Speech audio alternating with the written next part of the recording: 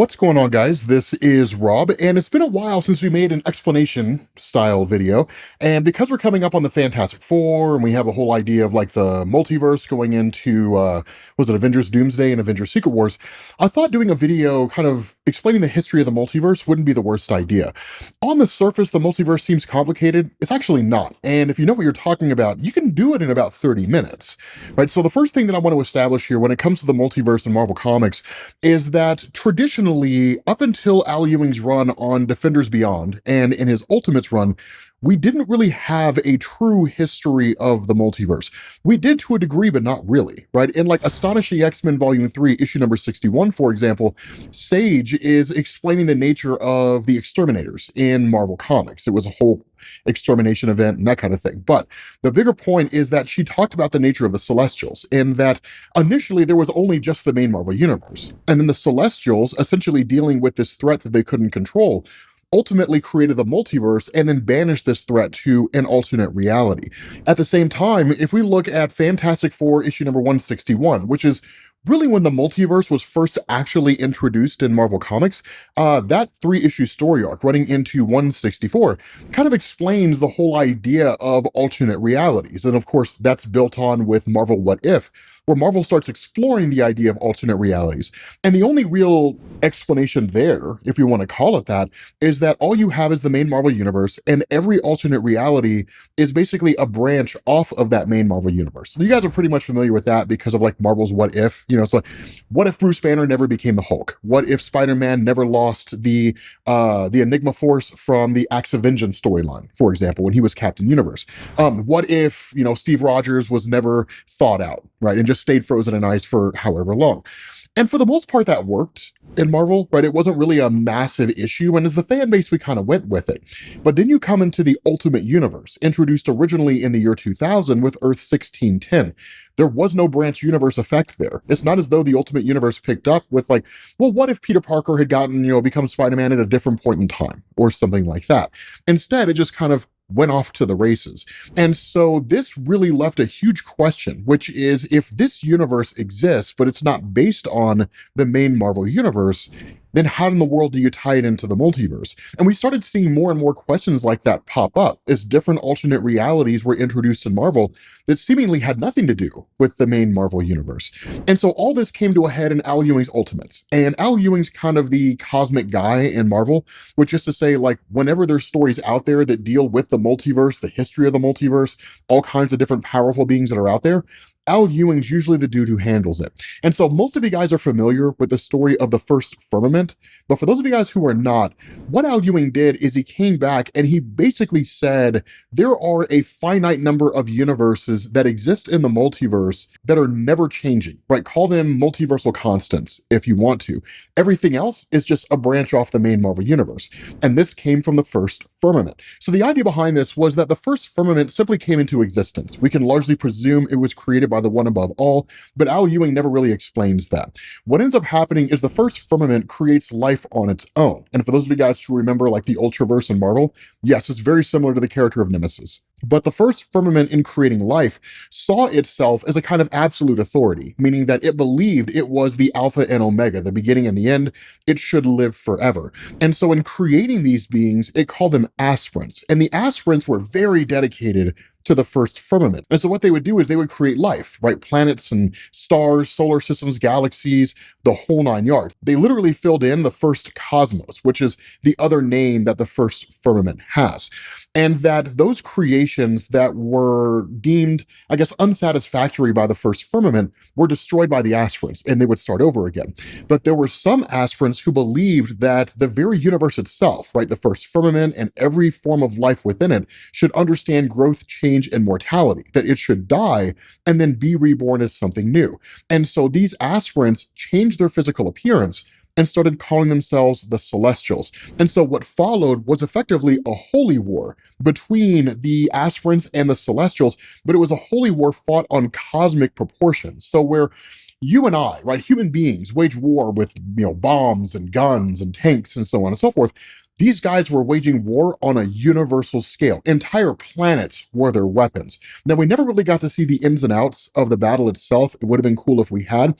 But what matters is that towards the end of the war, the Celestials ultimately won by firing off a weapon into the first universe that shattered it into a multitude of pieces. Now, it is important to note that within the story itself, specifically, this is all happening in Ultimates 2, issue number 6 by Al Ewing, that the first firmament, as it's kind of recounting its history, says that it was shattered into hundreds of pieces, each of which spiraled out into a new universe. So it's not an infinite multiverse, at least not yet. And again, we'll cross that bridge here in a minute. What I do want to specify going forward is that technically the first multiverse is referred to as the second cosmos in Marvel. But I feel like if we start going back and forth, right, it's the second cosmos or the first multiverse, it'll kind of make things a little convoluted. So we're going to kind of get rid of the idea of like second cosmos, third cosmos, so on and so forth, and just call them like first multiverse, second multiverse, third multiverse. I feel like it'll be a lot easier to follow that way. And so what ended up happening is that with the first multiverse coming into existence, the Celestials did two things. The first is that they duplicated themselves and put a version of themselves in each one of these universes that made up the new multiverse. That's why there's different versions of the Celestials across every universe in the multiverse. Now, they're not all the same. This is one of the things that was established in Jonathan Hickman's Fantastic Four, for example, that in an alternate reality, you had the Mad Celestials, who were guys like Irish and the Judge, the ones that we know, but they had basically become drunk with their own power, and they had forced everybody in that universe to worship them as gods, presumably after destroying Galactus. We never actually saw that happen in their native universe. But the fact is, they ended up showing up in the main Marvel universe, wanting to spread across the multiverse and seize control of everything. They were ultimately unsuccessful because of Franklin Richards. But the second thing the Celestials did is they created the Beyonders. Now, this was a change from Al Ewing, which is to say, from Secret Wars 1984 running all the way up until Secret Wars 2015 by Jonathan Hickman, we didn't really know a whole lot about the Beyonders outside of the fact that they existed in what was called the Beyondverse, this place outside of all space and time, and is the source of power for cosmic cubes in Marvel Comics. But in Secret Wars 2015, we got a little more meat and potatoes, where we learned the only real involvement that the Beyonders had in any significant, meaningful way across the entire multiverse was the desire to destroy it. Now, there is a whole motivation behind that, but I feel like if we go into that right now, it'll derail things, so we'll talk about that here in a little bit. But when Al Ewing came along and made this change, it's one of these things that split fans of Marvel Cosmic. Either they loved it or they hated it, and there are some that just still don't like it. But the bigger point is that the Beyonders were created by the Celestials because the Celestials realized what would happen if there were a war that broke out on the same level as it did during the first Firmament's time, right? The Celestials going to war against one another, except now it wouldn't just be a war in any particular universe. It could potentially be a war on a multiversal level. And so the Celestials gave the Beyonders enough power that the Beyonders themselves could actually destroy the Celestials if they needed to. And so following this, the first multiverse honestly didn't last very long. And it wasn't due to any kind of war or conflict or anything like that. It was more due to the fact that it was relatively new and just kind of wanted to experience what it would be like to end itself. And so it did, right? And then in turn, it became the second version of the multiverse. Now, this is where Al Ewing basically set in motion the idea that when multiverses are destroyed and then basically come back into existence, that there's not really a reboot. It's not a fresh start or anything like that. In fact, what happens is everything from the previous version of the multiverse is carried over into the next one. So it basically adds to itself over and over and over again. And so in the second version of the multiverse, the idea of good and evil was introduced, specifically the Lifebringer and the Anti-All. The idea being that they represented the eternal struggle between good and evil, right? Existence and non-existence. And of course, basically the Lifebringer won. But what ended up happening is the Anti-All effectively shattered and then spread itself across the multiverse. And what this meant is it kind of introduced the notion that when a multiverse or a universe dies, in between its death and its rebirth, is the great nothingness, right? The yawning void. You hear different names for it in Marvel Comics, but basically the place that represents like where Null, the symbiote god, comes from. No, it's not the same thing as Oblivion. And again, we'll cross that bridge here in a little while. But following this, you go into the third version of the multiverse that introduces archetypes. So good guys stand for this, bad guys stand for that. You go into the fourth version of the multiverse that introduces the idea of magic. And again, it kind of continues on until you get to the sixth version of the multiverse. And that was a multiverse that was based entirely in science. Yes, there were elements of magic that it carried on. And in a lot of ways, the way that Al Ewing presented the sixth version of the multiverse to us, it was almost like this blend between science and magic. But this is where Galactus comes from, right? The space explorer Gallon. Now, there are other stories that dealt with the sixth version of the multiverse in Marvel Comics outside of what Al Ewing had done during his Ultimates and Defenders Beyond runs, and that even predate his runs. A really good example of this is Adventures of the X-Men, which was kind of a side-along story to the origin of Galactus. And those of you guys who are familiar with my channel, you already know how this goes, so just bear with me here for a second. But a lot of you guys probably know the origin of Galactus, if for no other reason than just kind of poking around and doing your own research. But he basically came from a universe within the sixth multiverse. He didn't know why his universe was dying, and basically at the end of his universe, he ended up merging with the sentience, quote unquote, of the universe, and then was reborn into the next universe as Galactus. What Adventures of the X-Men did, and kind of coupling all this information with what Al Ewing did, is it introduced this idea that what was actually happening was the Dweller in Darkness had basically fractured the M'Kraan crystal. And the example that I always like to use is the M'Kraan crystal is effectively a hallway of doors, right? Like each door leads to a different universe. And there's a lot of artifacts like that in places like that in Marvel, right, where you can access the multiverse through different ways. But the fracturing of the M'Kraan crystal couldn't be halted. And like a black hole, it was sucking in the multiverse. When Gallon merged with the sentience of his universe, it wasn't actually the sentience of the universe he was merging with.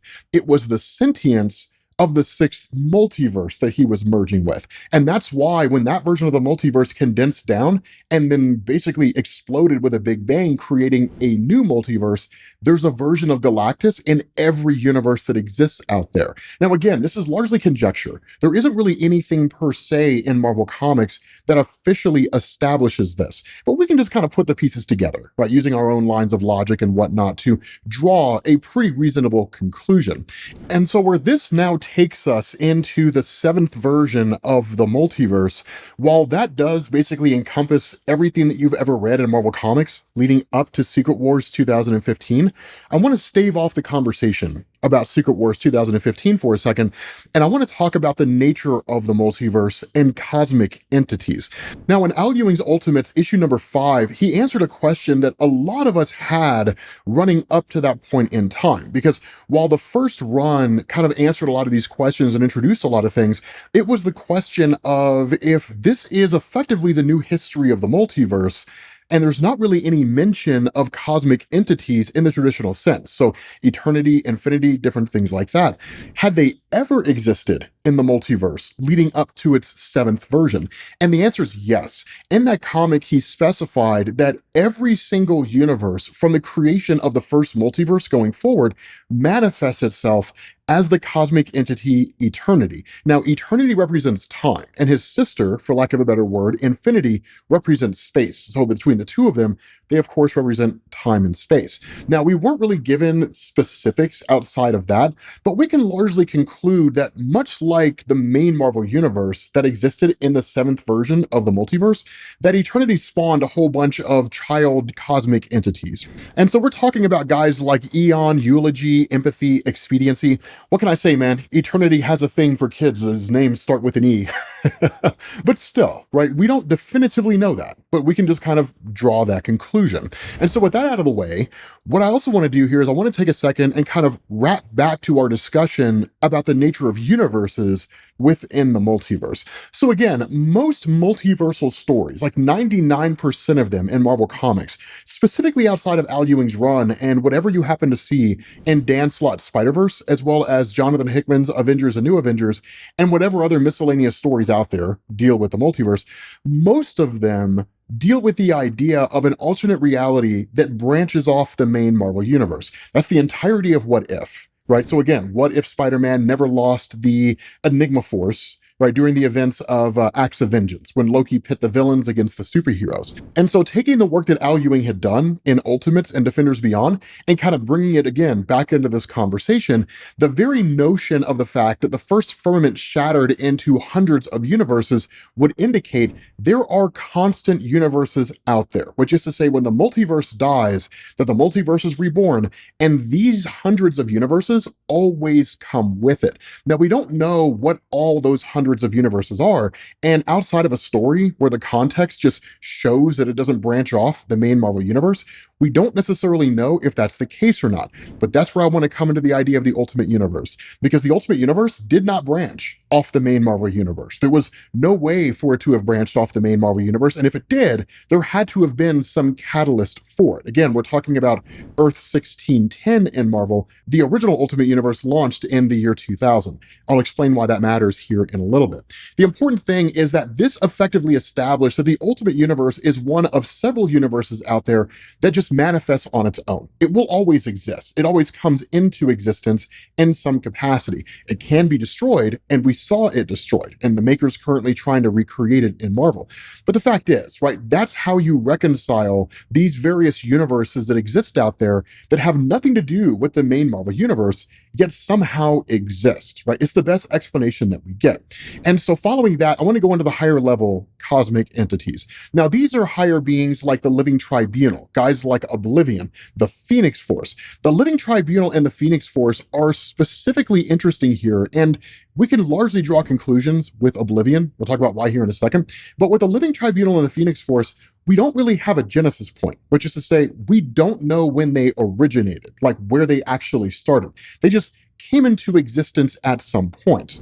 What also complicates things for its character is that in Strange Tales issue number 158, when the Tribunal was first introduced and encountered Doctor Strange, it specified that it existed to ensure multiversal balance, that no universe became more powerful than the others, and that the mystical energy that imbued the multiverse, so effectively magic, that it wasn't abused, misused, different things like that.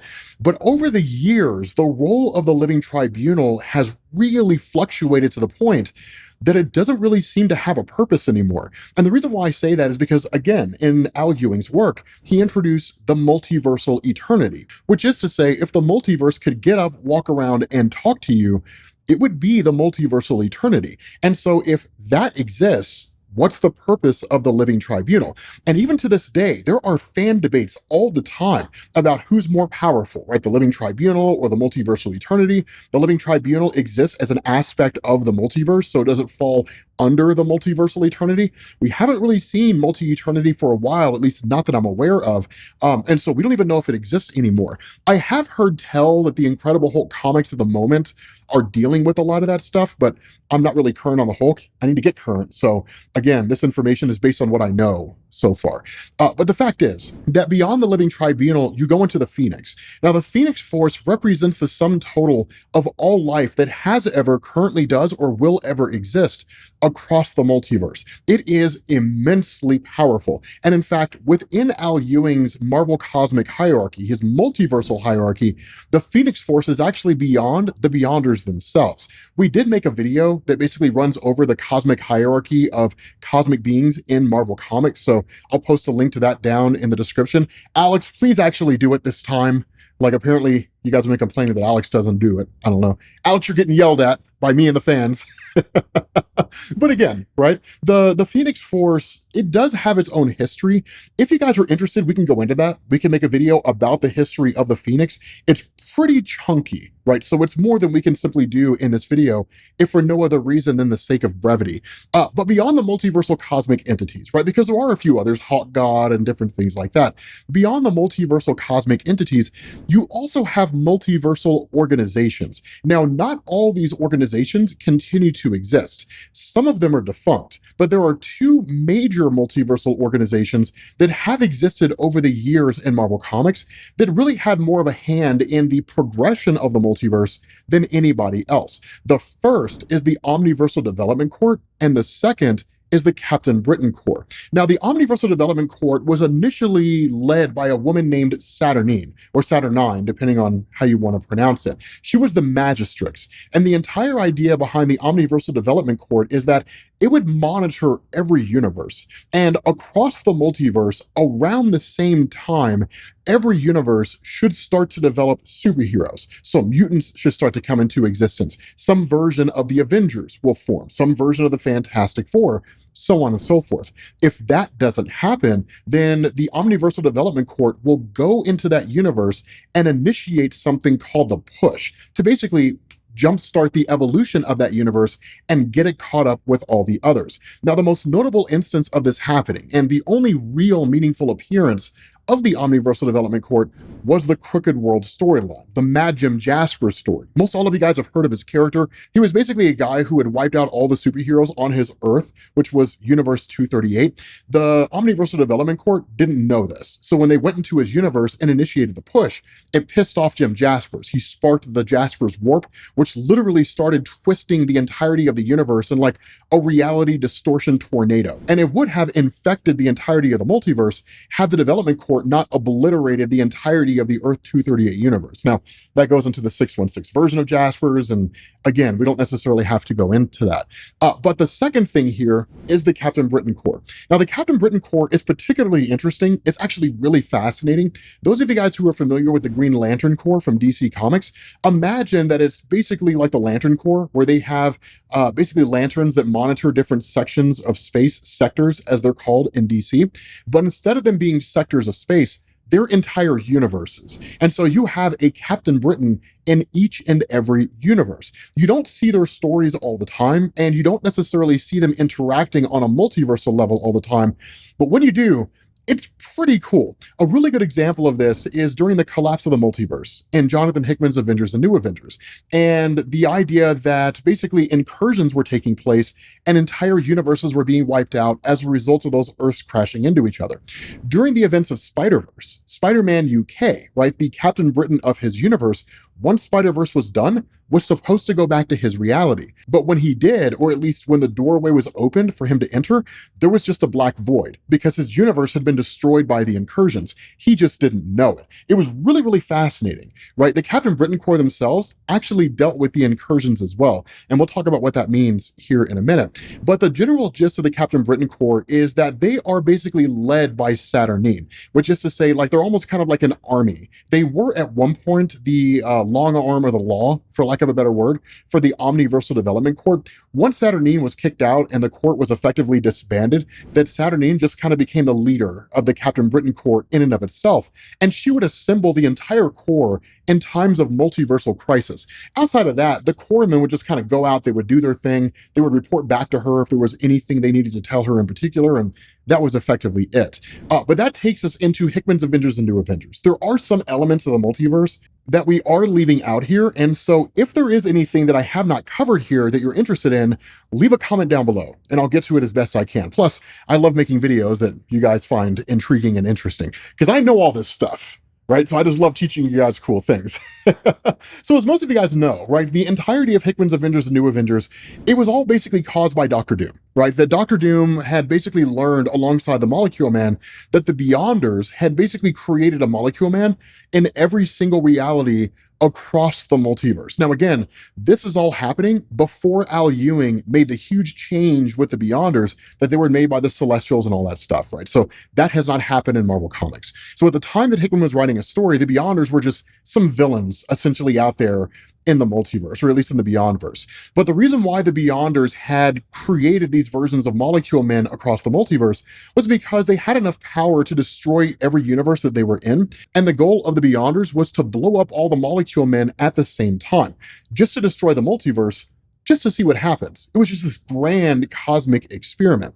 Such as it was, when Doctor Doom and the Molecule Man Owen Reese from the main Marvel Universe learned about this, they traveled to another reality and they stabbed and killed that version of the Molecule Man. What it did is it blew his universe up, but it basically created this kind of suction effect. I used to explain it as pushing universe outward, but in reality, that's not the best way to describe it. What it was doing is it was contracting the multiverse. And so what it did is it sucked the universes that were next to it into the place that it used to be. But because nothing was there, because that universe was destroyed, those two universes started moving closer and smashed into each other. Their explosion had the same effect on the universes next to them. It was pulling them closer. And so slowly over time, universes were crashing into each other and they were destroying each universe. Now, the way this worked was that Earth was the incursion point. So if you destroyed Earth in one of these instances, that the universes would pass through each other. But if both Earths touched, both universes would be destroyed. And there were different tactics that people would take across the multiverse in order to save their reality. A good example of this is that from Black Swan, as she was explaining it to the Illuminati, that Hank McCoy, Beast, in other realities, actually had the plan of evacuating Earth and then blowing the planet up in order to save the multiverse. It's considered a coward's way out, but it is a way to survive nonetheless. And so some Earths doing that actually survived the incursions initially. Then all that came to a head when Doctor Doom had essentially brought together all these molecule men across the multiverse in just a giant box, quite literally, and then confronted the Beyonders by opening this box up. All these molecule men came pouring out, and when that happened, they detonated and destroyed the Beyonders, but then also obliterated most all of what was left of the multiverse. So those universes that had managed to survive after destroying their Earths, it didn't matter. They all ended up in the same place. And so the result of this is that Doctor Doom, using the Molecule Man, took the power of the Beyonders, created Battleworld, and that's where you get Secret Wars 2015. Now, the way that Secret Wars 2015 ended, we as fans all thought it was going to be a reboot. The way that Marvel wrote it, the way the story was told, it felt like it was going to be a full reboot. Literally, the story ends with the Molecule Man serving as the wellspring of power, Franklin Richards, the son of Reed Richards, crafting universes using this wellspring of power, and then Reed putting them back in the multiverse where they're supposed to go. After Franklin had provided all the life, energy, all the denizens and planets, stars, galaxies, solar systems, all that kind of stuff that would occupy this universe. And so we all kind of figured Marvel would just sort of go into it and say, Spider-Man #1, Captain America #1, yada, yada, yada. Instead, what Marvel did is they said, actually, things are continuing on. Technically, it is the 8th version of the multiverse, but not really, because nothing meaningful changed, right? It all just kind of continued on. The only real things that changed was that with the Living Tribunal having been killed by the Beyonders during the events of Hickman's Avengers, New Avengers, that in an alternate reality, that version of Adam Warlock became the new Living Tribunal. Small little things like that. But again, all in all, it's not overly complicated, at least not for me. Hopefully it wasn't for you. I'm really hoping this isn't one of those videos where I tried to pack so much stuff into one video that it's just obnoxiously dense. Fingers crossed that's not the case. But again, if there is anything about the multiverse that I left out that you guys are really, really interested in learning about, let me know. Because I mean, there is the history of the Phoenix Force, and there's all kinds of things that we haven't necessarily talked about here. Things like the Goblin Force and so on and so forth. The nature of the Spider-Verse itself, right? That's a really interesting aspect of the multiverse. We do have videos on that though. But let me know what you guys think down in the comments. Thank you all for watching, and I will catch you all later. Peace.